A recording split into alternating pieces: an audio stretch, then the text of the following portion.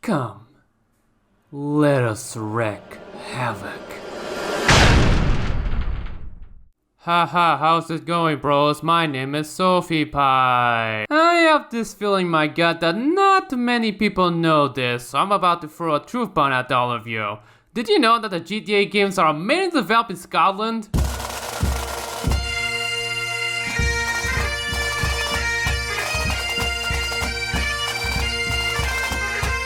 GTA 3, the game that populates 3D sandbox games. Are we a joke to you? I said popularized, not invented.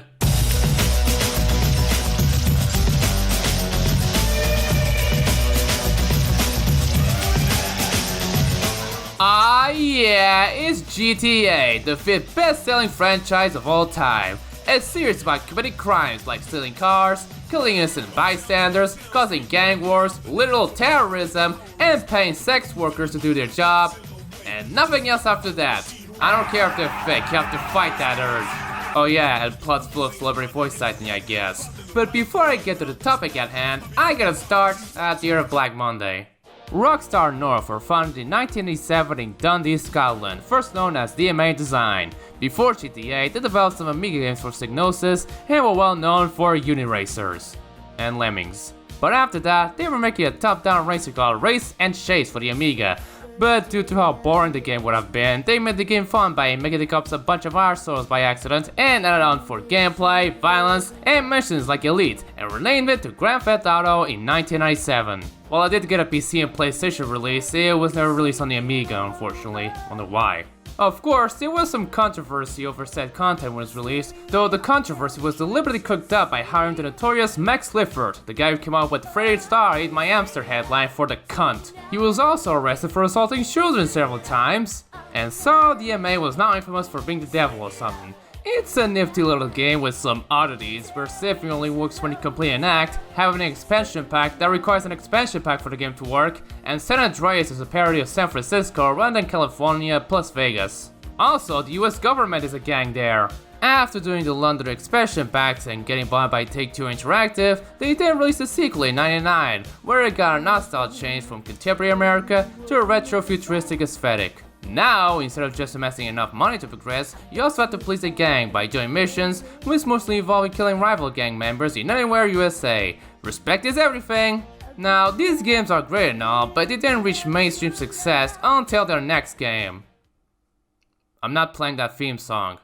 Grand Theft Auto 3 marked an important shift in video game history as well as pop culture. Of course, it wasn't the first 3D game where you can walk around and get in drivable vehicles. There were already a few of them before. 1991's Hunter comes to mind. Even DMA's own body hovers beat it by 3 years. There's also Driver 2, but I'd rather not talk about that. But GTA 3 kickstarted the trend of open world games with sandbox-like activities while free roaming around the city. It was a PlayStation 2 exclusive for a while, released in October 2001 specifically, after being delayed due to the one event that made Dennis Miller and others worse than they already were. Then I got a PC released in 2002 and Xbox released in 2003 as Salvo Collection alongside Vice City. While I do have the trilogy on PC, we're going to do things differently for these 3D era GTA reviews. I'm reviewing the original PS2 versions. Well, 3 originals and 2 ports of the PSP games. I want to know and feel how it was to play these games on the system it was originally made for. I want the struggling frame rate. I want the lock-on controls. I want the jarring loading screen between larger islands. And I want that unique look they possess. I'm gonna ignore the PC releases as well as the dreadful definitive edition with those butt-looking graphics. If I want to witness a jank, I'd play the originals as the devil intended. So let's start with GTA 3 on the PS2. I don't know about you, but I hate the Rockstar Games video in this game. It's the sound that irritates me.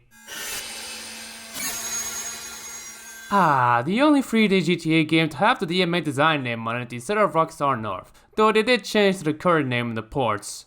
The intro credits is a bit iconic even if it's screenshots of the game pre-release. Much better if they were game footage instead, which they did in the next 2 GTA games. There's nothing wrong with the theme song, it's just that I got so fucking tired of hearing it over and over whenever someone brings up the fucking game or it's some random video playing it. The thrill of competition comes down to two very simple things: the euphoria of victory and the agony of defeat. The game begins with a cutscene of a bank robbery in Liberty City as the thieves get to their getaway car. However, one of them shoots a guy out of betrayal and leaves him for dead. Turns out it was his girlfriend, Carolina, who shot him. Sorry, babe. I'm an ambitious girl. You're just small time. 9 years with the guy and you call him small time? That won't bite her in the ass later. Anyway, he gets a 10-year sentence. However, we hear a newscaster talking about a police convoy attack that we're seeing unfold.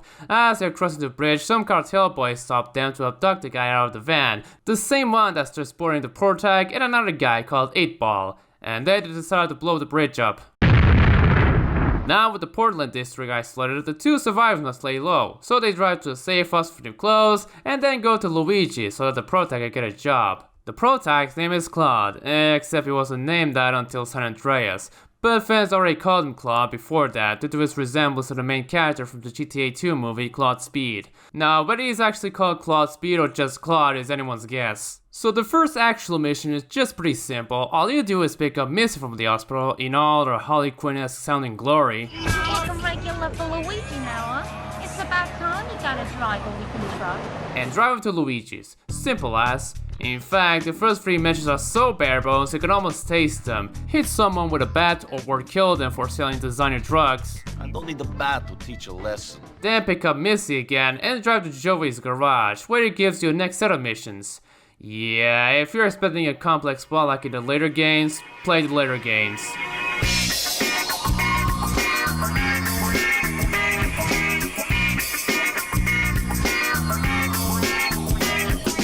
Alright, I think I held on to it enough. Here's presentation. It sucks. I don't even think people liked the graphics when it was first released.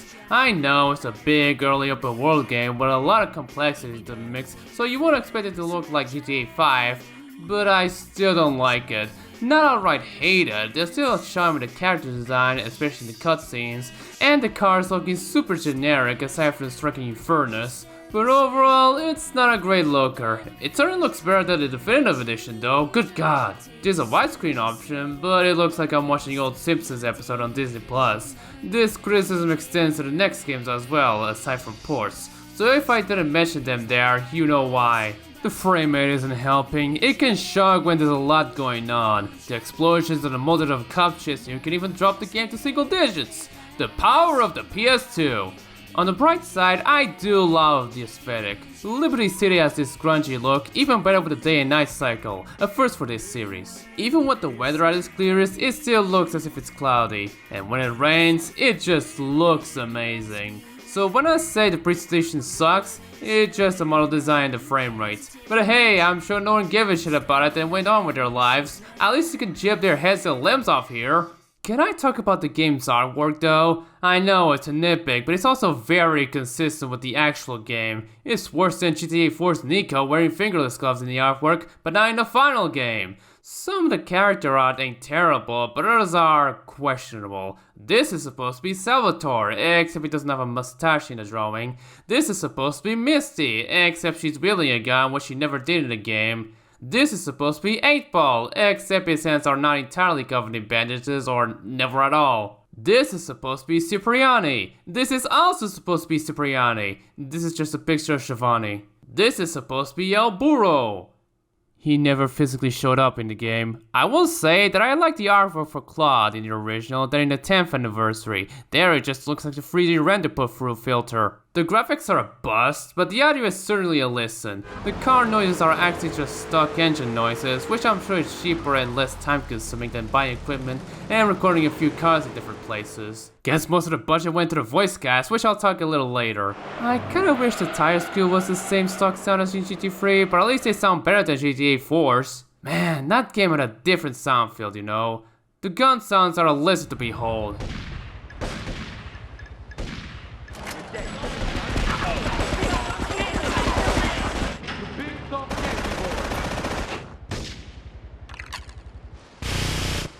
The The pickup sounds are a strange oddity. They sound rather grungy in a way. I can't describe it well without at least playing it.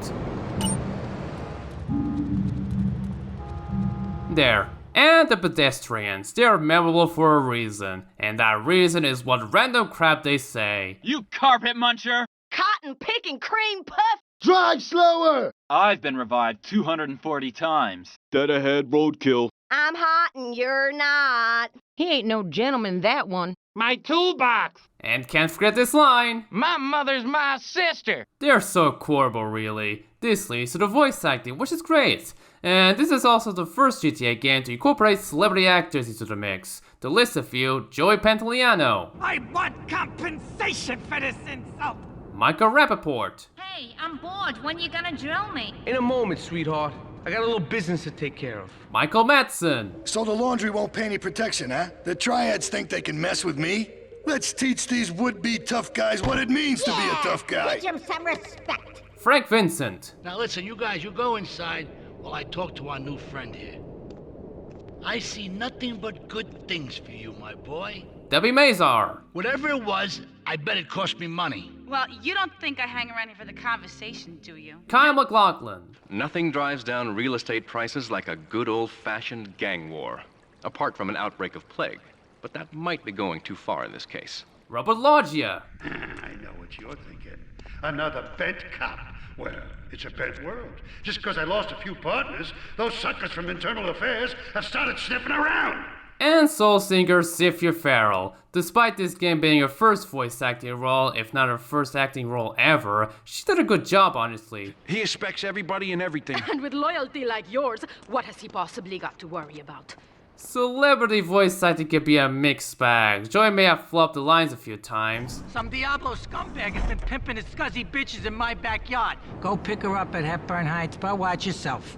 That's Diablo turf. I don't know if flop was the right word, rather they didn't bother doing another tag, but overall, they certainly did a decent job. Everyone else did better, of course, and I praise their effort as much as the celebrities. Let's talk music, and you better sit down because it's a bit of a long one. Nowadays, the GTA games are known for playing licensed songs on fictional radio stations. And it isn't just some no-name only charted at the bottom of the Billboard 100. No, they include loads of well-known songs. Since Vice City, you couldn't get in a vehicle without listening to some hits on the radio.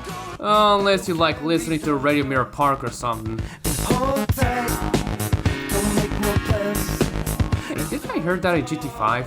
But still, it's so synonymous with the series that its copycats followed suit.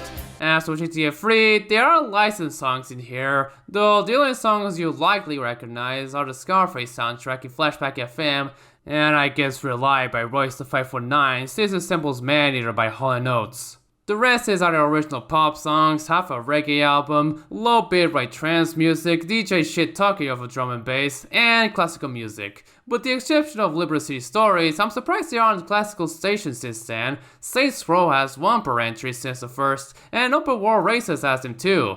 I wish the 6 came as one because it certainly beats listening to the Steve Miller Band again. I fucking hate this song. For the pop songs, there's 2 stations, Head Radio returning from the first and second, and Lips 106. The former is hosted by my cunt XDDDD, who keeps touting this station as a rock one. There's some pop rock ones, but then there's one that's electronic, and another one that is just... So I don't believe this guy. Favorite song has changed, because the rest is rather shit. The latter is hosted by Andy. Despite playing a sample of Rush right at the beginning of the audio file, the radio station is just looping files instead of playing like an actual station. It's not here. It also plays a sample of a song that's removed during development, but it does play the theme song from the first GTA. You're locked on Lips 106. What is this, Lips or Game Radio? Lips. Lips. They censored the song? What a 106. Disgrace. Still, it's a much better station than Head Radio. My favorite is actually Bumped Music.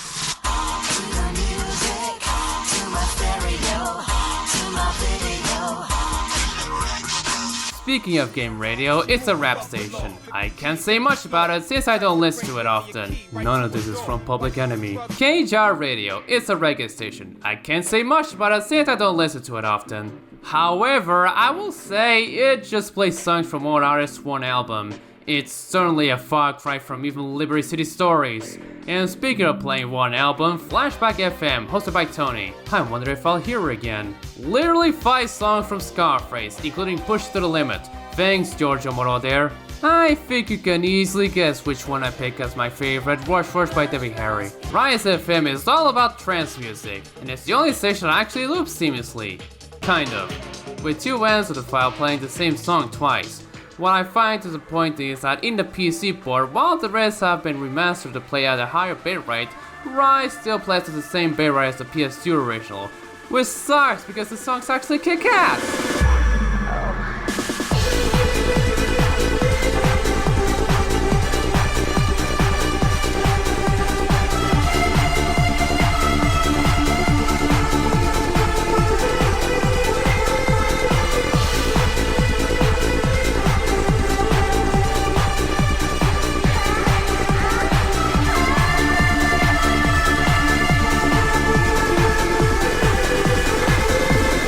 MSX, here is Computer Line. I'm coming back to the blast! This is yet again another station that only plays one album, in this case, the first 9 songs from a mixed album called 01.1 by DJ Timecode. It's great drum and bass that's undermined by the host spitting some shit as it plays. It's divisive to say the least. I'm not sure which one is my favorite, any of the songs that appeared in Midnight Club 3.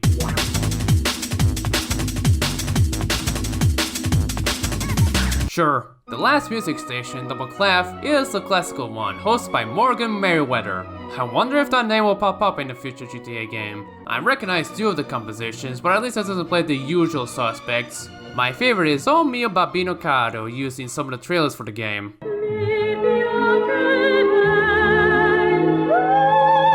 Sadly, it only plays in the PS2 version. Then there's the talk station, Shadowbox FM, hosted by Laszlo. From Camp Laszlo? No, you child, this guy. After playing the later GTA games where he was a whiny, perverted, self-centered jerk who's way past his prime, you might be surprised he's a down-to-earth sane man in a world full of weirdos. His shop teacher called me today, and Sam made a homemade banana cannon in shop class and was lobbing them across the street at a fast food restaurant. And it's all because of video games. Laszlo, life does not have a reset button. Right, but this show does. I love that button. You might also be surprised he's actually real! Yeah, he was one of the writers for the game and letter entries. The character of Laszlo became a recurring one on the radio as he appeared in all the GTA games since, minus Advanced and Chinatown Wars of course. He crossed over the 3D and HD universes and eventually became a story character in GTA 5, but he isn't the only one. Despite not having a physical appearance in the GTA game, yet, also debuting in this game is Fernando Martinez, who is a guest promoting Fernando's New Beginnings, a site where married men can date other women. Hi, my name's Phil. I've got 3 kids, 2 cars, and a mortgage. My love life was going stale, even before my wife's car accident. Then I called New Beginnings. Thanks to Fernando, I'm still married. But on Wednesday afternoons, I meet Barbara at the motel by the turnpike. See? The passion is back. Phil's marriage is saved.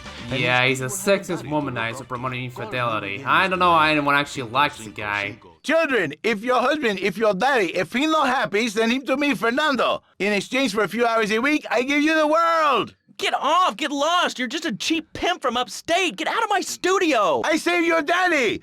I saved your husband. It is a miracle. Get out of here. It's a miracle. Would you like a kitten? Other highlights include callers like a nudist. We have more members now for the first time since 1977. Nudity is back. A lot of people are into nudity and really understand the spiritual side. What? Someone who's really into eating wild animals. Hey, you ever had possum? That's some good eating. Nah, I really can't say I have. Well, you ought to try it sometime. I tell you, man, it's good eating. Do you have anything else to say, or? Pigeons. Pigeons are good, too. Sometimes they come with notes attached. It's like A fortune cookie with wings. An anti-phone activist who's part of CRAP. Your organization's called CRAP. What kind of moron are you? You want to round people up for using a phone? But you're calling up on a phone to tell the world about it. It's hard organizing meetings without the phone, though. We've had to resort to carrier pigeons, and they keep disappearing. What are the story characters? No, not really. I mean, this is a radio show. People usually tell us their name. My name is real unimportant, and you want to keep being a wise guy, you'll find out just how unimportant. Like, unimportant, I just got shot in the head, unimportant. Do I make myself clear? And a guy with a spanking fetish. When I was a boy in England, I had a nanny. She was very strict, Laszlo. But the thing is, Laszlo, when I was a naughty boy, I would get spanked. Nanny would spank me when I was naughty. And now Freddy needs a nanny, because when Freddy's naughty, he needs to get spanked. And the commercials are a thing, satirizing video games. Pogo the Monkey, the best new video game for the whole family. I love you, Pogo. You bounce. Help Pogo escape from the evil research laboratory where the mean old scientist genetically altered him. Uh-oh, the pharmaceutical scientist is going to get you, Pogo. Here you go, Pogo. Have a gold coin. Child labor. In the past, there's been some criticism about our workers. That's why I'm here at one of the Eris factories so you can meet some of them. Excuse me, sir. Do you enjoy your job here? It's fun. We get to play with knives. I see. Is there a real sense of teamwork? My friend Joey sewed his hands together. Wow, you're learning some real skills. How about the salary and benefits? Yesterday, I made $1. See, that's the kind of dedication we have to our employees and the quality of our shoes. Eris running shoes. Always running from something. SUVs. Phil and I just had another kid, so of course we need a bigger SUV. Being a mom is hard with soccer, football, and lacrosse practice, so we bought the new Maibatsu Monstrosity. It's so big, we lost little Joey in the back and couldn't find him for an hour. The Maibatsu Monstrosity has 4-wheel drive, and in amphibious mode, it can cross rivers. So far, I've only hit a few puddles, but it's good to know it's there. So what if it gets 3 miles to the gallon? I'm a mom, not a conservationist. The new Maibatsu Monstrosity. Mine is bigger. Online shopping. Would you like a giraffe? Have one delivered. Just log on to petsovernight.com and we'll send you a giraffe overnight. Petsovernight.com, delivering little bundles of love in a box directly to your door. Reality shows. Tonight, the TV event that will make history, Liberty City Survivor. This takes reality TV to a whole new level. We'll take 20 recently paroled guys, equip them with grenade launchers and flamethrowers, and let them hunt each other down. It's the reality show where you just might be part of the action. And Renaissance fairs, apparently. Is your next ideal home improvement a moat? Well, get ready, Liberty City. This weekend and every weekend at Liberty City Park, it's the Medieval Millennium Fair. Our band of traveling minstrels, knights, and maidens oh so fair are ready to delight you with tales of the Black Death, witch burnings, and the joys of being a feudal serf. Stick around for future GTA reviews because holy shit, it only gets a lot better. But before I continue this review, a word from the channel's owner. Hello, my name is Donald Love. You're listening to a Love Media station. Enjoy.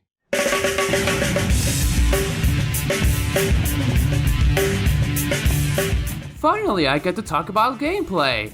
Controlling the character is rather off, even for the time. This was released weeks before Halo popularized the twin-stick movement style in FPS games, which then got adopted to third-person shooters, so it is to be expected. Doesn't mean I like the scheme. In this game, you only move with the left stick and the camera slowly centers to the back as you walk. This is fine on something like Zelda Link to the Past. The right stick lets you move the camera. In first person when standing, L1 centers it while also standing. I mean, the right stick is useful for when you aim, but still, I despise it a bit. But this is just the default scheme, there's 3 more, so let me check if they're any better. Well, the second one just swaps the camera chase button from select to the D-pad and makes the form button useless. The third one is a mess, L1 to enter a vehicle, are you nuts? Now the fourth one seems perfect, L1 to target and R1 to shoot. This is great, it's very similar to how I use weapons in GTA 5, so it would have been right up my alley if I didn't take the vehicle controls into account. This scheme changes the gas and brake buttons to the right stick like it's Motorhead. Yeah, I'll be sticking with the default scheme.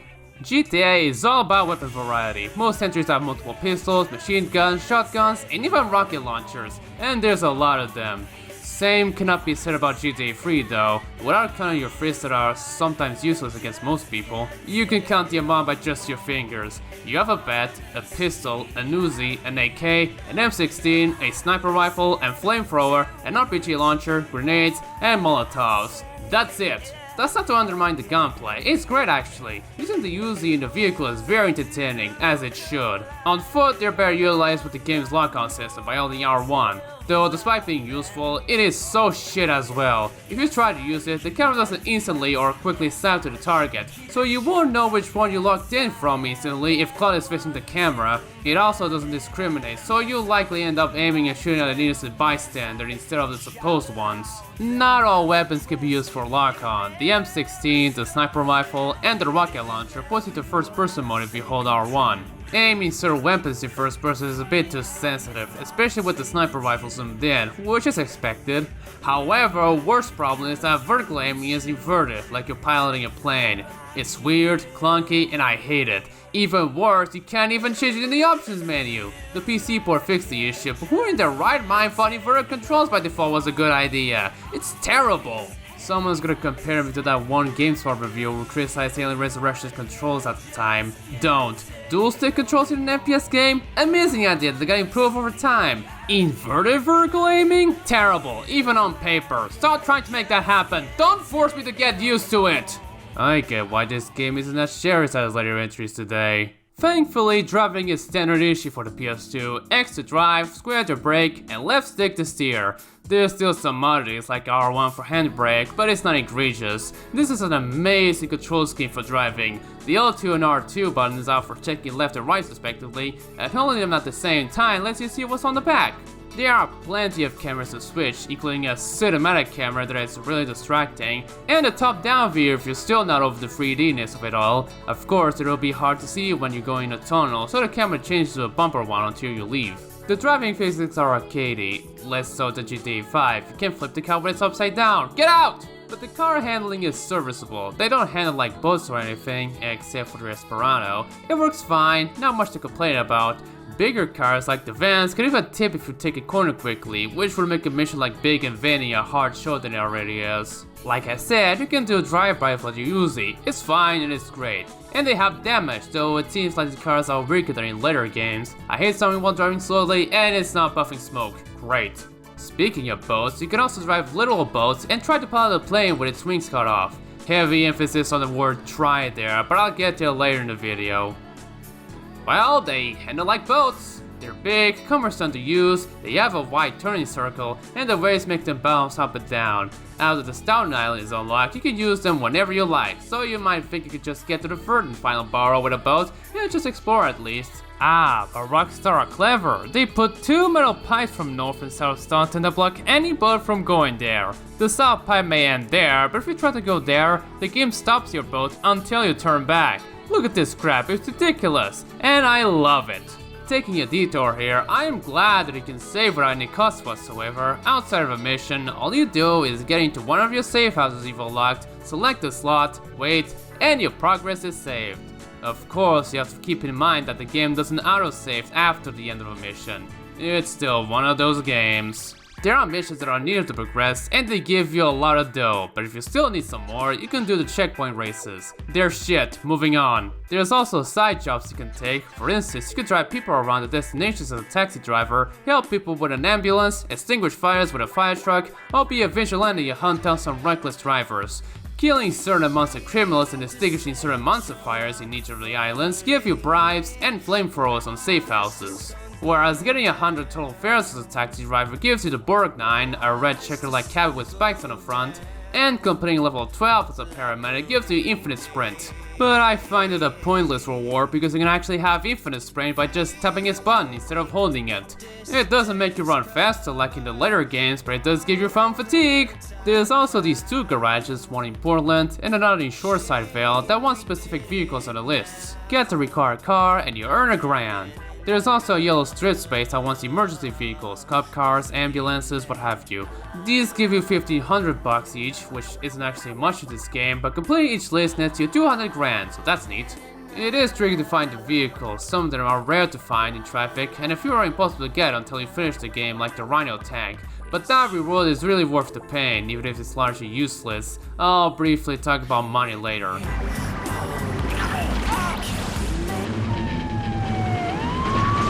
Oh shit! Well, I gotta talk about the cops. This series is notorious for its wanted sifts of up to 6 stars. Remember when it was 6 and not 5? I'm older than you and I don't care.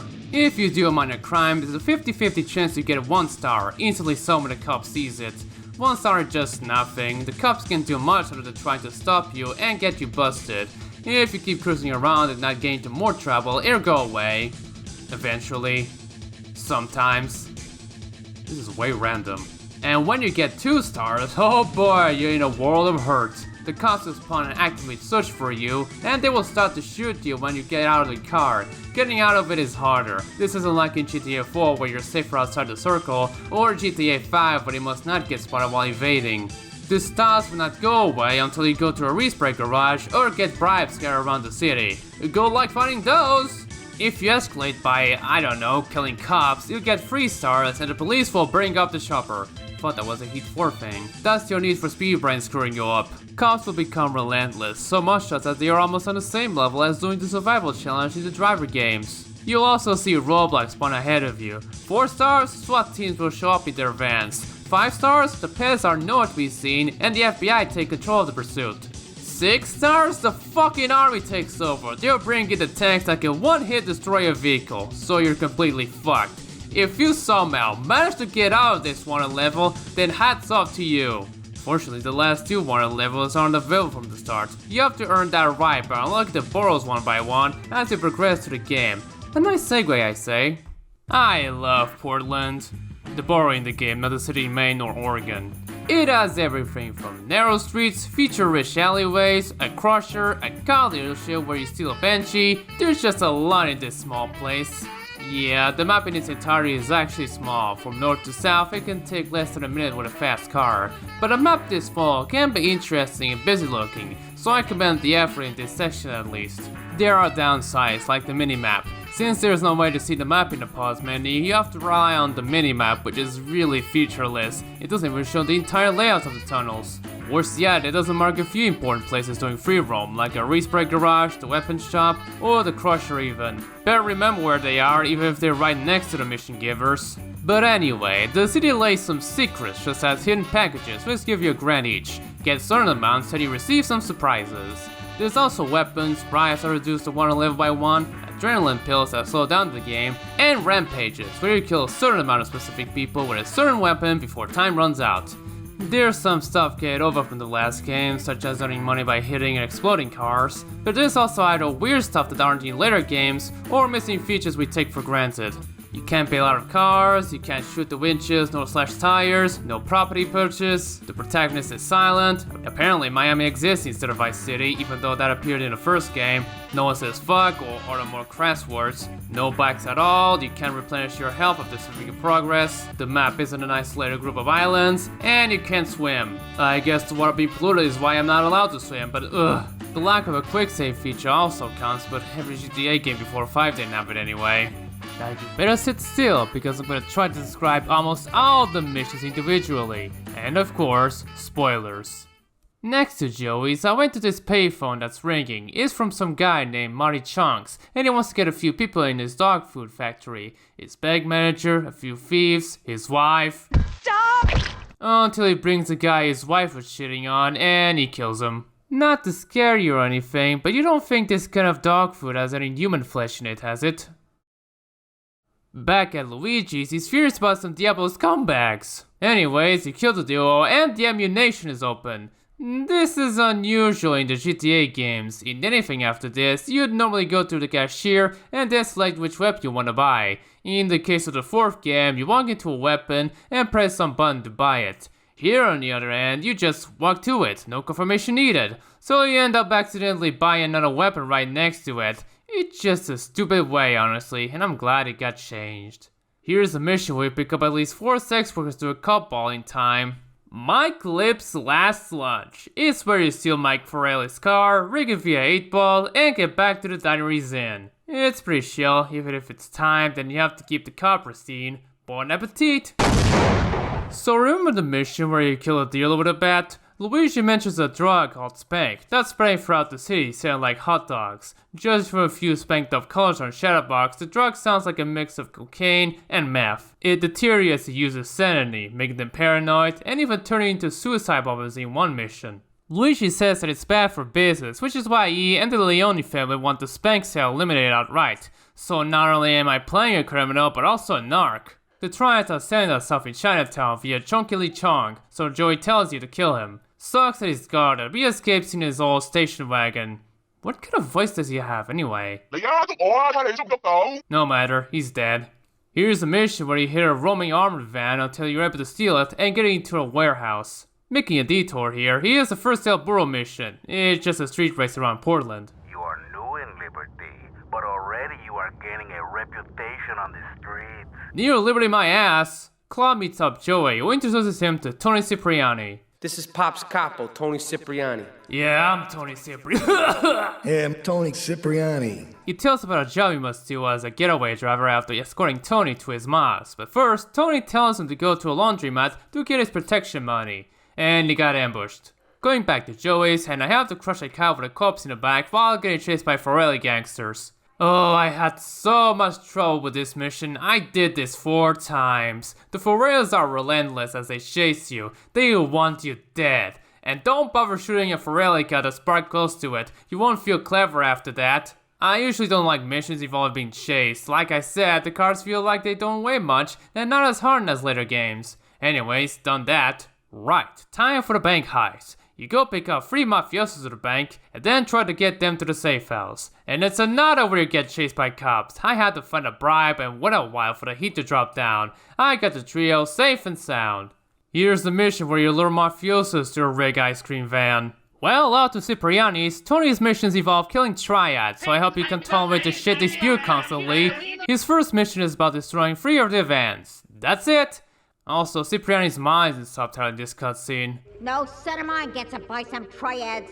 Your father, God rest his soul, took no crap from no triads back in Sicily. Here's a burrow mission where you burn triads. Cipriani probably approves this arsonist stream. Cipriani leaves a note telling you to collect the protection money in an alleyway behind the laundromat. And I'm being ambushed. Man, this mission sucks. With how crap the lock-on is and how annoying fighting groups are, I'd rather run them over than to take matters with my own guns. Fuck! Salvatore's called a meeting. Finally, I get to meet the mob boss. I must get the limo from Joey, I must get Luigi from the nightclub, and I must get Tony from Maz.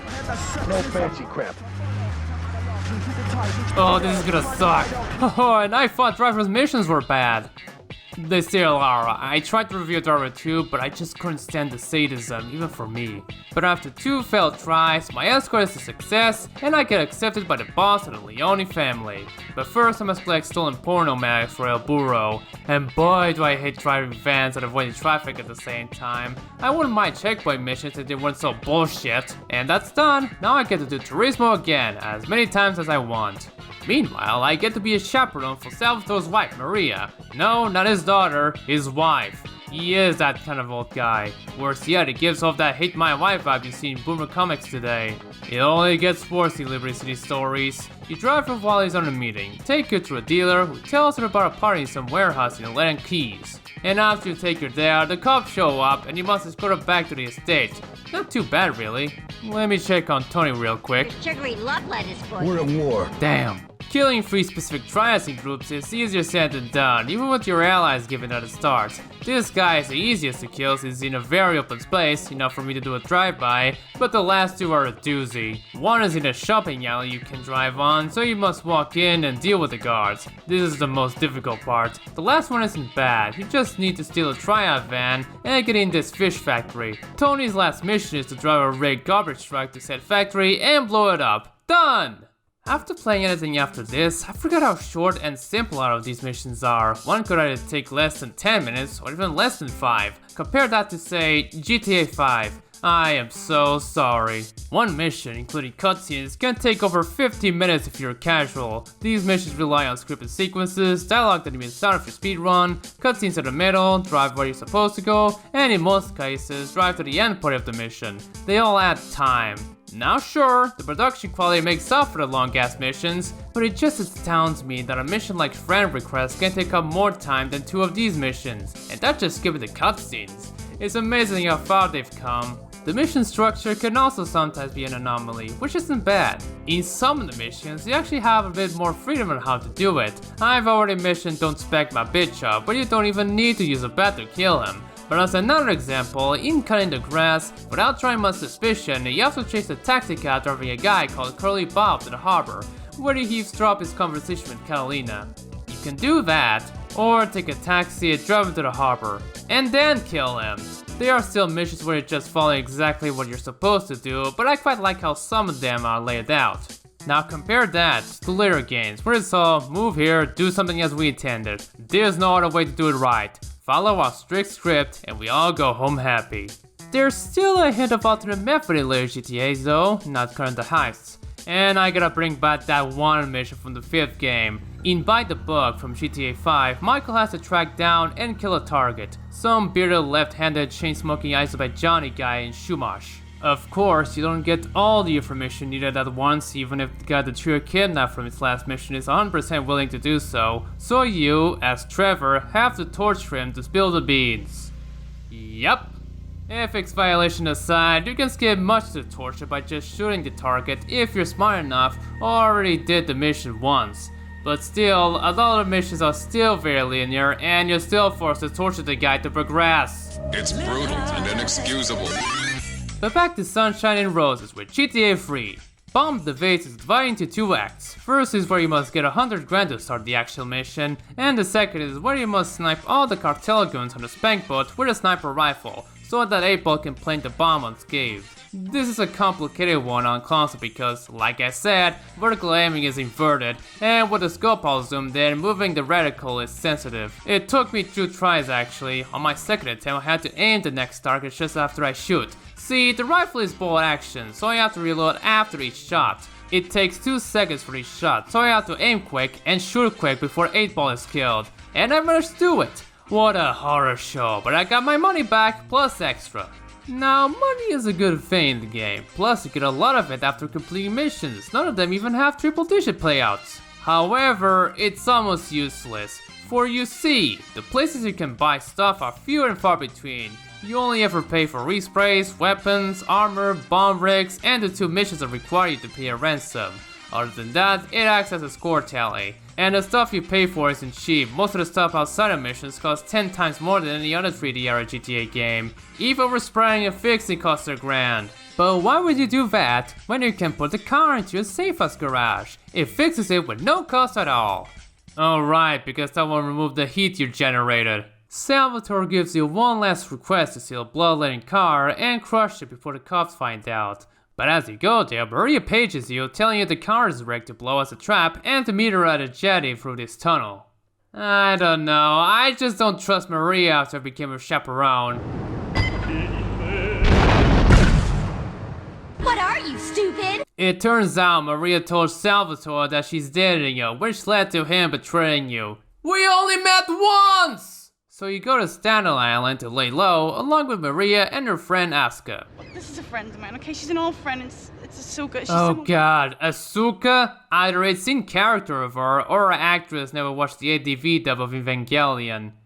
Actually, no one did. Call me a weeb, but it's a pet peeve when someone pronounces a Japanese word with a U in the middle by emphasizing the U when in actuality it's supposed to be silent. This is the first generation Skyline GTR, also known as Hakosuka. Hakosuka. I can't really fault the actors not knowing how to actually pronounce Japanese words, but still, a fucking pet peeve. Anyways, he's actually the co-leader of the city's Yakuza. They're gonna pronounce it as Yakuza, I'm sure of it. Ah, the Yakuza! Let's lay our cards on the table. I am Yakuza. What the fuck? They can pronounce Yakuza right, but not Asuka? Come on! Whatever, what should I do next? Kill the bastard! I have to get to Luigi in 3 hours time to kill him. Just don't get near the Mafia territory, so instead of going guns blazing at close range, I'll just... Welcome your head, wanker. And now half of the mafia shoot you with shotguns. Staunton Island is a disappointment after Portland. While the first town looked and felt busy, Staunton just seems more chill, yet feels emptier. It also doesn't look complete. One of the alleyways looks bland without any trash in it. It just sucks. There are some spots of interest, like the Bellevue Park, the combination respray bomb ringer, the football stadium, the Times Square stand in Bedford Point, and the West End of Fort Staunton. But the rest are just whatever. It doesn't help that the icons for the shops appear, but then disappear after the first Staunton mission, so I hope you remember where its ammunition is at. I meet Asuka again, and also meet her brother Kenji, the other co-leader, who has a heavier lisp than her. Asuka has a little job for you, but when you're done, drop by my casino and we can talk. I gotta kill the mafiosos spying on them in 3 places. Well, Mafia in the PS2 version, but every version else, it's the FBI. My police source indicates that the Mafia are watching our interests around the city in a bid to track you down. We cannot continue our operations until they are dealt with. My police source indicates that the FBI has mounted a surveillance operation at key locations around the city. It is too late to contact anyone and avoid incrimination. Why the change? And why am I on a timer? If you have a sniper rifle, it's a lot easier to kill the FBI mafiosos at the Bellevue Park and this building in front of the casino. Ah, Kenji's casino. I have fond memories of going to one. Suffering from plantar fasciitis. 3 days, and I just couldn't handle it. The last one is in a van. I could have done a drive-by shoot, but my idiot mind thought shooting through the windows was a good idea. This is nothing like the later games. And I'm done, and get to the missions for Kenji, like getting a Yakuza member out of jail. It is required to rig a cop car, but it's not advisable to steal one on the street. Never do that. Always best to steal a parked one at this cop HQ. Thank the gods there's a bribe icon on this exit. Huh? Here's a mission where you collect the most checkpoints possible than your opponents from King Courtney of the Yardies. Sure. Here's one where you take down a warrior's boat. And here's one where you go to one payphone to another until you get to the park's restroom to meet corrupt cop and Asuka's informant Ray Wachowski. And it's also timed. I got off easily, but fuck. What's next from Kenji? Grand Theft Auto. I've heard horror stories about this mission. Where to start? Well, you have to find and deliver 3 cars to a Newport garage in mint condition. So if, by accident, you crash into another car, or just nudge into said garage's wall, you have to fix it at a paint spray. Worse yet, you're on a timer. 6 minutes to deliver the cars in time. It seemed like a recipe for a long disaster, like I have to do this mission many times for trial and error. I beat the mission in 1 try. Yeah, that's a surprise even for me. I managed to get the cars in time without a scratch. Maybe I'm just that good at driving. But you know what mission I struggled with. Let's get this out of the way. Not only were Rockstar, or Rockstar North at least, satirizing modern life and current trends, as well as past trends, but they were also really petty against their competitors. In this mission, it involves killing another cover cop who is useless outside his car and drives like a girl apparently. This is supposed to be a Jabba driver too, where you primarily drive cars to do missions in an open world. But it also has a feature where you get off your car and actually steal another. However, you can't do anything else other than sit, and the strangely animated parts of Jabba how Tenno walks in the game, obviously. Although, I don't see anything strange about it, unless you find the limitation the system was released on strange, but whatever. This isn't the only time they made fun of other games. In Vice City, there's a mission where you have to kill 6 gangsters around the city, and they're named after characters from Driver, Getaway, Mace Drift and Bounty Hunter, for some reason, and True Crime LA. In San Andreas, there's a billboard that advertises true crime, and in Mad Dog's Rhymes, a bodyguard playing a game complains about Tanner sucking ass and curses Refractions for making a shit game. Sucks! How can Refractions mess up so bad? Tanner, you suck ass! Refractions, of course, being a play on Reflections interactive. This was added in the last minute since this game was released after Driver 3, which had a poor reception at launch. Funnily enough, Driver 3 took a jab at Vice City with Timmy Vermicelli, who looks like Tommy Vercetti, but with water wings. Because, you know, Tommy can swim and Tanner can. Well, that backfired, as in San Andreas, protagonist CJ can not only swim, but also swim underwater.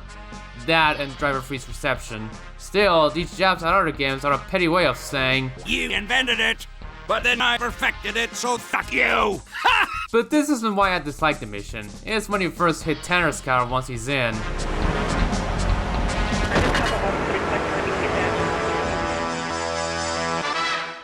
I don't like missions involving cop chases. This makes the cop chases in Driver look like a cakewalk. The best way to make him out of his car is to shoot it till the bar is full. It's much quicker when you're in a straight line and he drives slowly before the cops show up, but good luck trying to kill him when they're around though. After like 4 or 5 tries, I managed to kill him and finish the first part of Asuka's missions. Kenji wants a cartel gun, so he has to get a Yardi's car and do a setup at the hospital along with a Yakuza goon.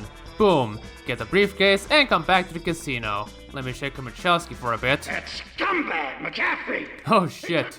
So he has to get McCaffrey by throwing a grenade in his apartment and chase him. The first part is shit. I hate throwing the grenade. To do it, you have to hold the circle button to throw how high you want. The longer you hold, the higher it gets. No, it's not simple. You have to be precise on where you are and how long you hold it, and with a really short window of time, it's a bitch to get through this part. I actually managed to get it right the first try, but I failed the second part because I was driving a crappy SUV and he went away. But first time's a charm and I did it in the most ridiculous way. McCaffrey just drove out to this apartment complex and I ran him over. Here's Uzi Rider. We're going for a little ride into Hepburn Heights. Kill me some filthy Diablo boo-boo spin batting up me lady Queen Lizzie. You do the driving and the shooting and the dally and a boot. We'll make sure you don't get cold feet. Here, you'll need a piece. Thank God the subtitles are helping, otherwise I'd need little Jacob to translate what they meant. Yeah, just kill 2 Diablo boys and go back to the artist's territory. Nothing terrible happened during it, other than a Diablo car flipping and exploding. Just a little boring. Okay, you're the kind of man we like as friend now. You're Irie, man. Real shooter. You did good, Reaper Man! Here's a mission where you steal 3 specific gang cars. So I have the whole mafia armed with shotguns in mind, so I went and stole one of the sentinels by going through the beach cliffside before I even started the mission. It's like Grand Theft Auto, the mission, but there's no time limit to worry about, thank fuck. Shima. Here I have to collect 3 briefcases of money. One is easy enough, however the second one was guarded by a Diablo and the last one was stolen by them. Now I have to get to Hepburn Heights to confront a squad of them. Not too hard actually. Arms shortage, where you defend a weapon shop from the cartel. The title is actually literal, as Phil Cassidy, the guy you're defending, only has 1 arm. Ray tells Claude that he fought with him in Nicaragua. He didn't lose his left arm there though, but let's pretend he did until the next game. I'm sure this is easy. Hot damn, they're here. Lock in. Oh fuck, they have shotguns? And Molotovs! This mission doesn't fuck around. In fact, the late game gets a lot harder, but I managed to complete it with just 6 health. And now I'm allowed to buy his stuff. Can't get in the Rhino tank yet. They kinda look like the Rhino tanks from Warhammer 40k. How did Games Workshop not sue Rockstar before is beyond me. Now I have to steal the evidence of some businessman having a morgue party. Am I saving Trevor or what? Be thankful it doesn't go away like McCaffrey.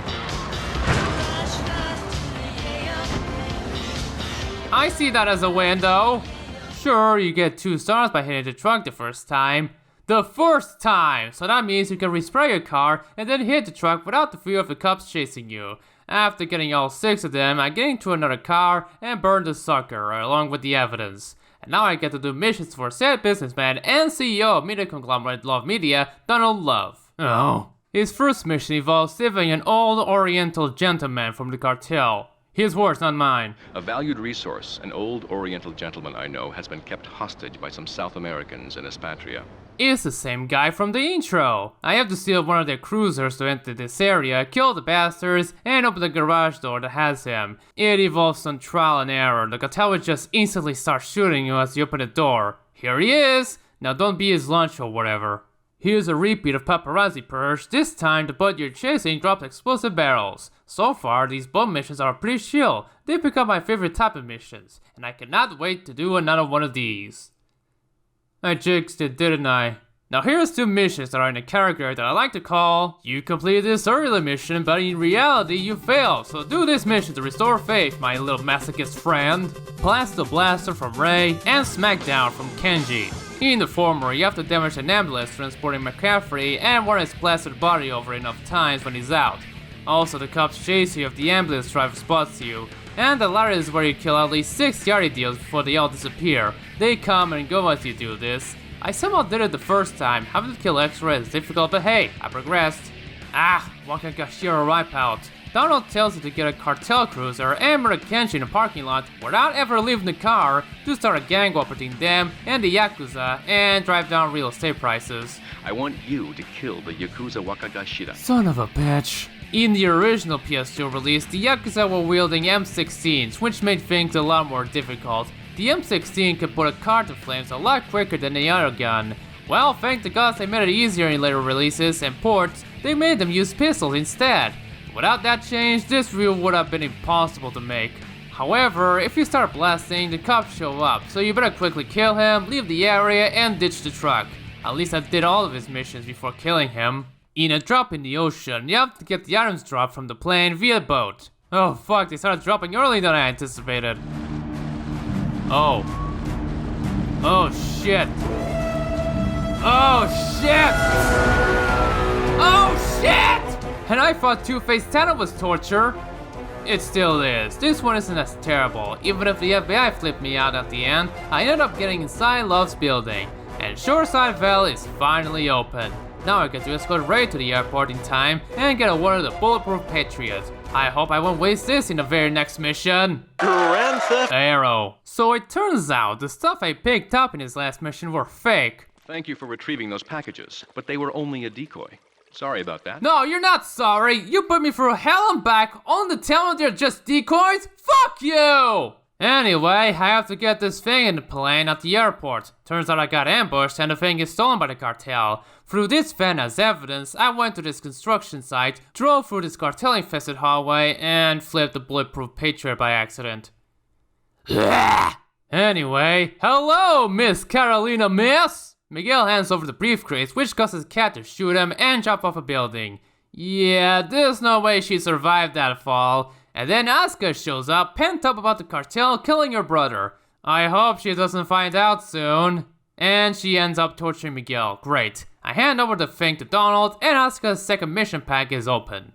Shoreside Vale. Ignore the airport that takes up half of the borough, it's a place of contrasts. Cedar Grove is a wealthy suburb with rich guys roaming around in their SUVs and sports cars, plus the cartel taking control of it. Bushira Gardens is a poor neighborhood with apartment buildings and is a home of the South Side Hoods. And Pike Creek is full of warehouses. Moving on. The place is mountainous compared to the first two boroughs. There's a lot of verticalities which the minimum can comprehend well. It's quite terrible to navigate really, especially if you're doing the side missions. You have to memorize which way you have to go, whether you must get up to the bridge or through the dam. It's a mess and I'd rather do it in Portland or Staunton. And there's the airport, a big wide open space for whatever. You can't enter in any of the planes and helicopters except this thing.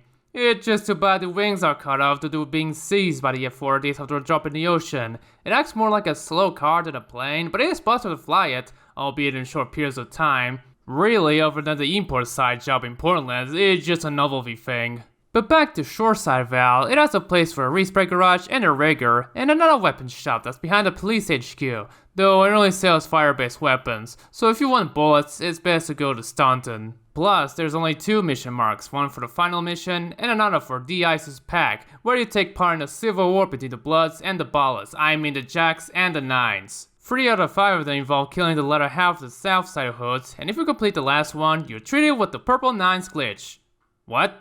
Yeah, when you're done with the pack, the Nines are no longer in the map. One problem is that if you create a new save after completing the missions, they will never show up. At all! This makes the first 2 missions of it impossible, as you're required to kill the Nines. The solution in the PS2 version is to create a new save in a different memory card. This game is so buggy and frustrating, and I am so indifferent about it. But first I need to finish off Courtney's pack.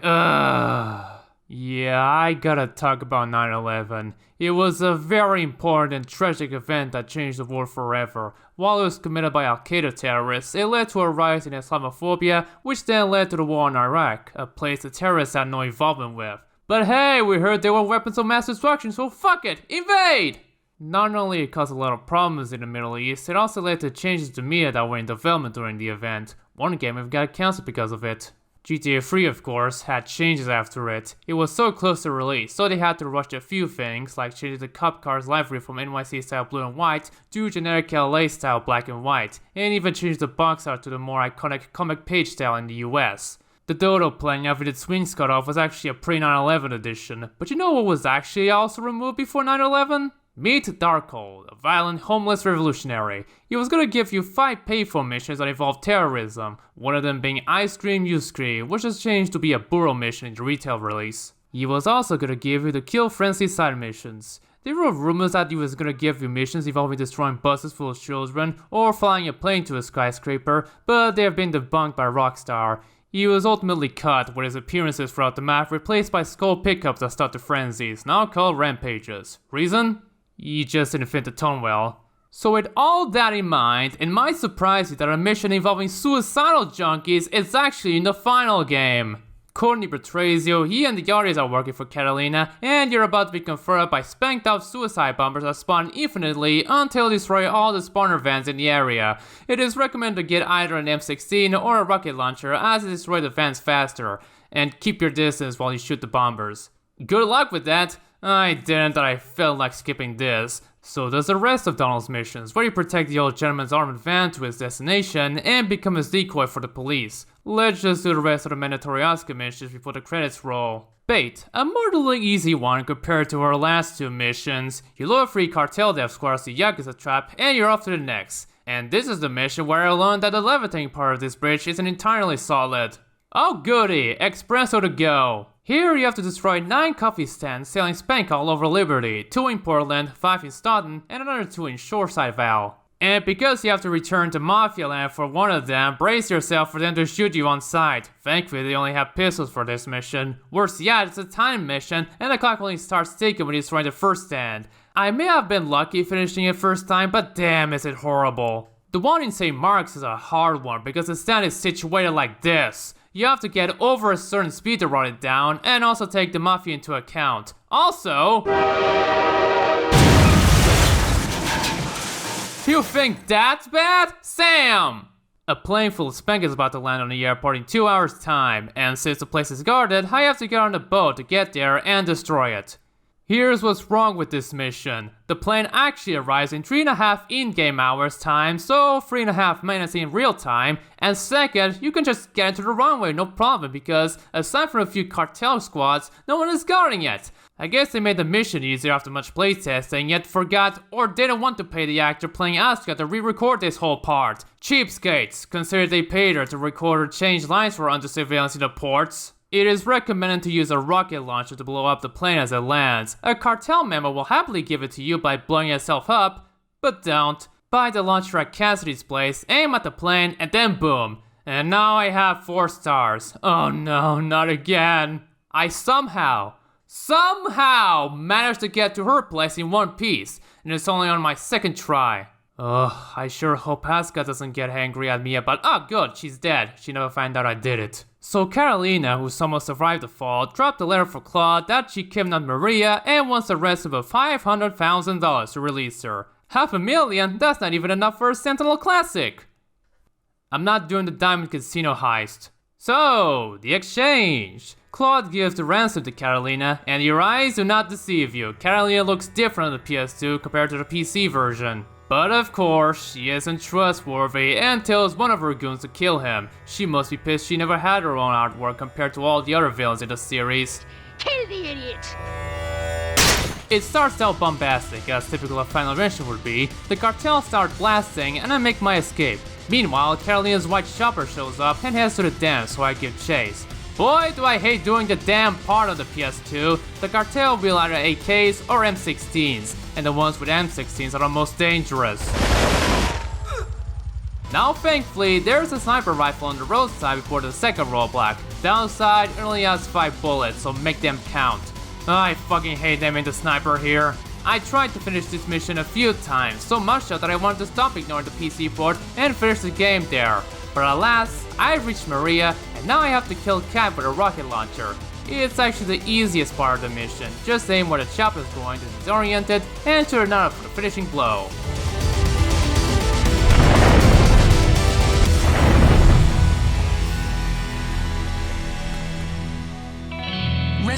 Cedar Grove have been coming to terms with the emotional aftermath of a full-blown war that hit the area yesterday. The game is finally finished.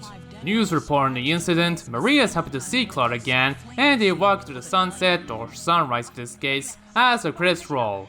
And then this happened. I broke a nail and my hair is ruined. I mean, can you believe it? This one cost me $50. For years, many speculated about what happened there. Did he kill Maria, or did he just shoot some random cartel guy?